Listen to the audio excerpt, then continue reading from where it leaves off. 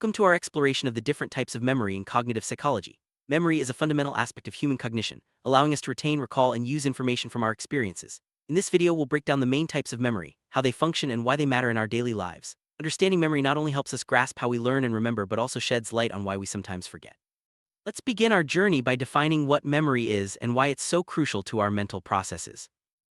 Memory in cognitive psychology refers to the mental processes involved in encoding, storing, and retrieving information. It's not just about remembering facts or events. Memory is essential for everything from language to decision-making. Our ability to recall a friend's name, follow a recipe, or solve a math problem all depend on different memory systems working together. Let's take a closer look at how psychologists categorize memory and why these distinctions are important for understanding how our minds work. First stage of memory is sensory memory. This type of memory acts as a buffer for stimuli received through our senses. It holds information for a very brief period, just a fraction of a second, allowing us to process and decide what to pay attention to. For example, when you glance at a scene, your sensory memory briefly retains the visual details before they fade away. Sensory memory is crucial because it gives our brains a chance to filter out irrelevant information and focus on what's important. Sensory memory can be further divided based on the sense involved. Iconic memory refers to visual information, while echoic memory deals with auditory information. Iconic memory allows us to briefly retain images like the flash of a lightning bolt, while echoic memory helps us remember sounds, such as a spoken word, for a few seconds after hearing it.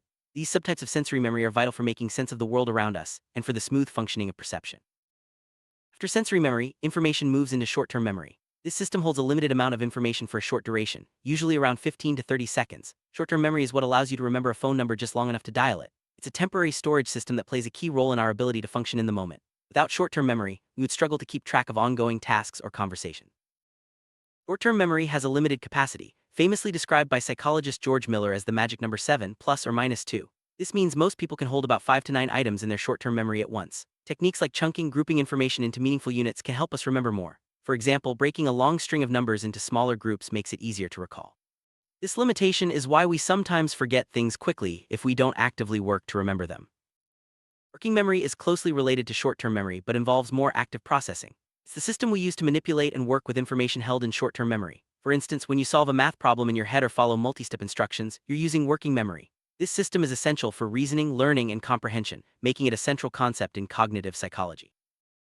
Working memory consists of several components, according to the model proposed by Baddeley and Hitch. These include the central executive, which directs attention and coordinates activities, the phonological loop for verbal information, and the visuospatial sketchpad for visual and spatial data. This division helps explain how we can juggle different types of information at once, such as listening to instructions while drawing a diagram. Not all information in short-term or working memory is retained. For memories to last, they must be encoded into long-term memory. This process often involves rehearsal, meaning we repeat or practice information, or it can occur through meaningful connections and emotional significance. The transition from short-term to long-term memory is crucial for learning and retaining knowledge over time. Long-term memory is our system for storing information over extended periods, from hours to a lifetime. Unlike short-term memory, long-term memory has a vast, potentially unlimited capacity. It allows us to remember childhood experiences, facts, skills, and more. Long-term memory is what enables us to build knowledge, develop expertise, and maintain our sense of identity. Long-term memory is not a single system, but consists of different types. The two main categories are explicit or declarative memory and implicit or non-declarative memory. Each type serves a unique function and is stored and retrieved in different ways. Understanding these distinctions helps explain why we can remember some things consciously while other memories influence us without our awareness. Explicit memory, also known as declarative memory, involves conscious recollection of information. This includes facts, events, and experiences that we can intentionally recall and describe. For example, remembering the capital of France or your last birthday party relies on explicit memory. This type of memory is further divided into episodic and semantic memory, each with its own characteristics. Episodic memory is a subtype of explicit memory that stores personal experiences and specific events. It allows us to mentally travel back in time and relive moments from our lives, such as your first day at school or a memorable vacation. Episodic memory is rich in detail and context, often including information about when and where events occurred. Semantic memory, another subtype of explicit memory, involves knowledge about the world, such as facts, concepts, and meanings. Unlike episodic memory, semantic memory is not tied to specific events or experiences. For instance, knowing that Paris is the capital of France or understanding what a bicycle is relies on semantic memory. This type of memory helps us make sense of language and information. Implicit memory or non-declarative memory operates without conscious awareness. It influences our thoughts and behaviors through previous experiences, even if we can't explicitly recall them. Skills like riding a bike, typing on a keyboard, or feeling anxious in certain situations are shaped by implicit memory. This type of memory is essential for habits and learned skills. Procedural memory is a form of implicit memory that stores information about how to perform tasks and skills. This includes activities like playing an instrument, driving a car, or tying your shoes. Once learned, these skills become automatic and can be performed without conscious thought. Procedural memory is what allows us to carry out complex actions smoothly and efficiently. Priming is another aspect of implicit memory. It refers to the way exposure to one stimulus influences our response to a later stimulus, often without our conscious awareness. For example, if you see the word yellow, you may be quicker to recognize the word banana later. Priming shapes our perceptions, judgments, and behaviors in subtle ways, highlighting the power of implicit memory.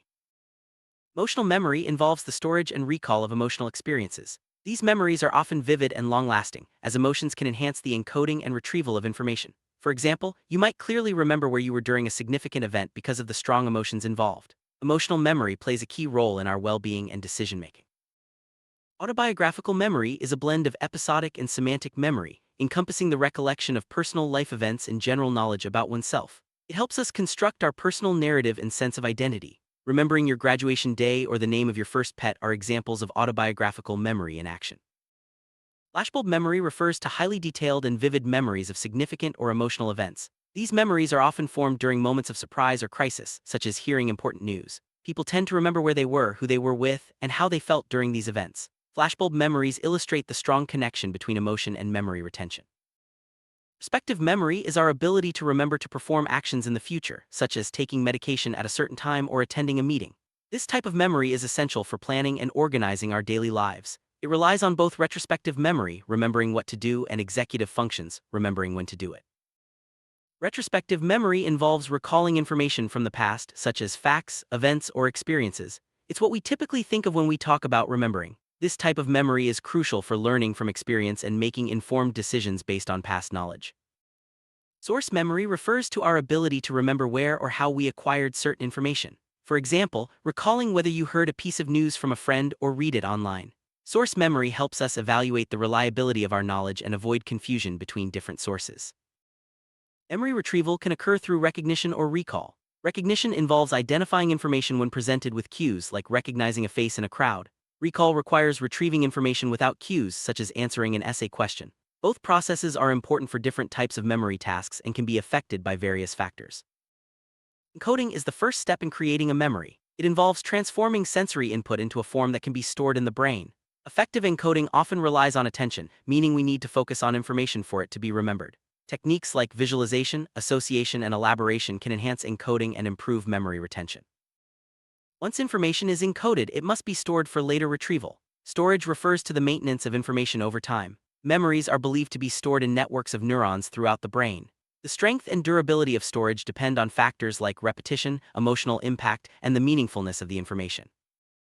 Retrieval is the process of accessing stored information when needed. Successful retrieval depends on how well the memory was encoded and stored, as well as the presence of retrieval cues. Sometimes, memories can be temporarily inaccessible, leading to the tip of the tongue phenomenon. Retrieval is a dynamic process influenced by context and cues. Getting is a natural part of memory. It can occur due to decay, interference, or retrieval failure. Decay happens when memories fade over time, while interference occurs when similar information disrupts recall. Sometimes we simply can't access a memory even though it's stored. Understanding forgetting helps us develop strategies to improve memory retention. Memory consolidation is the process by which short-term memories are transformed into stable long-term memories. This process often occurs during sleep when the brain reorganizes and strengthens neural connections. Consolidation is essential for learning and for the retention of important information over time. Attention plays a critical role in memory formation. Without focused attention, information is less likely to be encoded and remembered. Distractions and multitasking can impair memory performance, while strategies like mindfulness and minimizing interruptions can enhance our ability to remember important details. Memory is not a perfect recording of events. Instead, it is reconstructive, meaning we piece together memories from fragments and fill in gaps with our knowledge and expectations. This can lead to distortions or false memories, especially when details are unclear or influenced by suggestion. Understanding this helps explain why eyewitness testimony can sometimes be unreliable. Memory and learning are closely linked. Learning involves acquiring new information, while memory allows us to retain and use that information. Effective learning strategies such as spaced repetition and active recall can enhance memory performance and make knowledge more durable.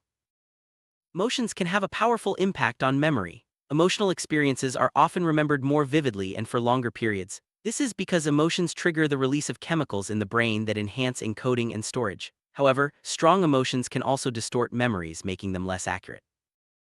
As we age, our memory abilities can change. Some types of memory, like episodic memory, may decline, while others, such as semantic memory, remain stable or even improve. Staying mentally active, engaging in social activities, and maintaining a healthy lifestyle can help preserve memory function as we grow older. Various disorders can affect memory, including amnesia, Alzheimer's disease, and other forms of dementia. These conditions can impact different types of memory in distinct ways, leading to difficulties in daily functioning. Early diagnosis and intervention are important for managing symptoms and maintaining quality of life. There are many strategies to improve memory, such as regular practice, using mnemonic devices, and staying organized. Healthy habits like getting enough sleep, exercising, and eating a balanced diet also support brain health and memory performance. Consistent effort and the right techniques can make a significant difference. Mnemonic devices are memory aids that help us encode and retrieve information more easily. Examples include acronyms, rhymes, and visualization techniques. These tools work by making information more meaningful or easier to recall, especially when learning new material. Chunking is a strategy that involves grouping information into larger, meaningful units. For example, remembering a phone number as 3 groups of numbers instead of a long string. Chunking reduces the load on short-term memory and makes it easier to remember complex information. Repetition and practice are key to strengthening memory. Reviewing information regularly helps consolidate it into long-term memory. Spaced repetition, where you review material at increasing intervals, is especially effective for long-term retention. Practice not only reinforces knowledge but also builds confidence in recalling it. Visualization involves creating mental images to represent information. This technique can make abstract concepts more concrete and memorable. For example, picturing a story or diagram can help you remember details more effectively. Visualization taps into the brain's natural ability to remember images. Association involves connecting new information to something you already know. Linking ideas together creates a network of related memories, making it easier to retrieve information later. This strategy is especially useful for learning languages, names, or complex concepts. Sleep is essential for memory consolidation. During sleep, the brain processes and organizes information, strengthening new memories and integrating them with existing knowledge. Lack of sleep can impair memory formation and recall, highlighting the importance of good sleep hygiene for cognitive health. Memory plays a vital role in our everyday lives, from remembering appointments to learning new skills. It shapes our relationships, influences our decisions, and helps us navigate the world. By understanding the different types of memory, we can better appreciate the complexity and importance of this remarkable cognitive ability. Recap: memory in cognitive psychology is a complex system with multiple types and functions. From sensory and short-term memory to the various forms of long-term memory, each type plays a unique role in how we process, store, and retrieve information. Understanding these distinctions helps us learn more effectively and appreciate the intricacies of the human mind. Conclusion: memory is a dynamic and multifaceted aspect of cognition. By exploring the different types of memory, we've gained insight into how we learn, remember, and sometimes forget. Whether it's recalling a cherished moment or mastering a new skill, memory is at the heart of our experiences. Keep exploring, stay curious, and remember to take care of your mind for lifelong learning and growth.